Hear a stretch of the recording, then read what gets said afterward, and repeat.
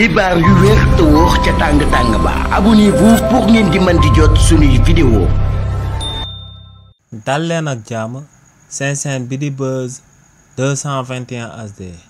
démb ex-détenu yi Dakar lim daan taw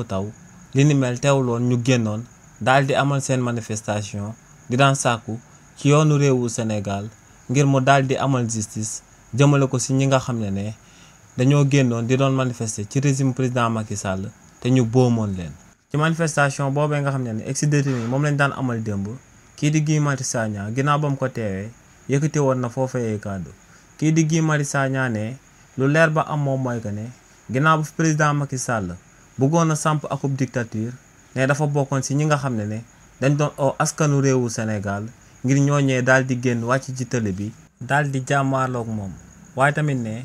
président Macky Sall ginnaaw ba mu xamale woon Sénégalais yi que ne day reporter élection yi daal di koy jëlee février daal di koy yóbbu ci décembre 2024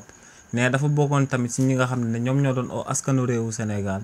ngir ñu daal di wàcc ci télé bi daal di jàmmaarloog moom. te ne oote yi mu fi musa oote yëpp ngir ñu daal di jàmmaarloog régime président Macky Sall ne ci li ni mel boomoon nañ ci ñi nga xam ne ci askanu réewu Sénégal lañ daal di bokk.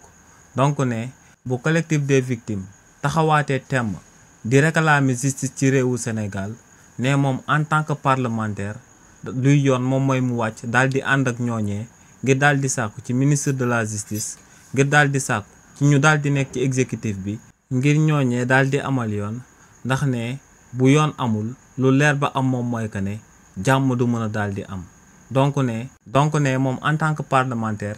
yoon la mu daal di mettre la pression képp ko daal di bokk ci gouvernement bi ndax ne kàddu yi ñuy jibal di wax que ne le temps de la justice n'est pas le temps du peuple ne kàddu yooyee kulunaa yi ñoom ñoo koy daal di jibal waaye ne peuple bi moo war a teg pression justice ba le temps de la justice daal di nekk le temps du peuple. xibaar yu wér te wóor ca tàng ba abonnez-vous pour ngeen di mën di jot suñuy vidéo.